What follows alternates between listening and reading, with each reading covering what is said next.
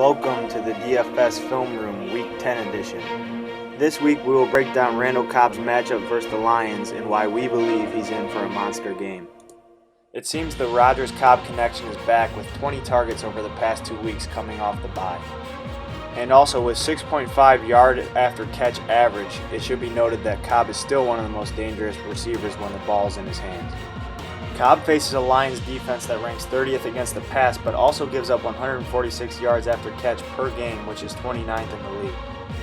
Playing out of the slot, Cobb will also get to take advantage of one of the weakest links on the Lions defense, which is the nickel corner.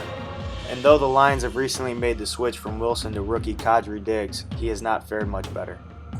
Let's take a look at the film to dissect Cobb's matchup.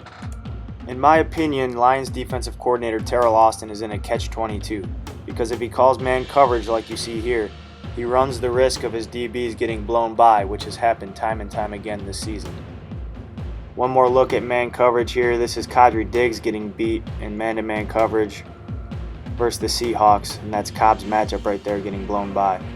However, if Austin opts for zone coverage, his unathletic linebackers are very poor in space and leave huge gaps for quarterbacks to pick apart, as you see here.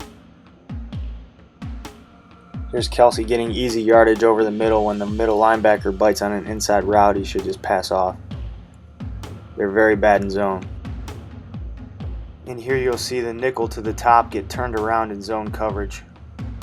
Now granted, he's in coverage for a long time, but it's still an awful play. You never want to get turned around that bad. So if the Lions decide to roll the dice and play man coverage, we all know what Randall Cobb is capable of, especially with his yards after catch like you see here. And it wouldn't surprise me to see Cobb beat Diggs deep like his 53-yard touchdown wheel route versus the Panthers last week. This leads me to believe that Austin will opt for zone coverage this Sunday.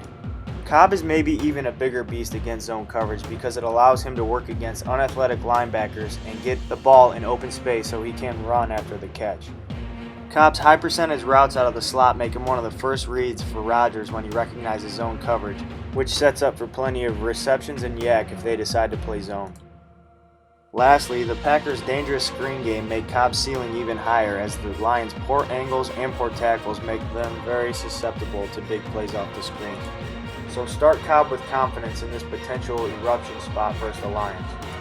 He and Aaron Rodgers will be the building blocks in what I build around in the majority of my lineups this week.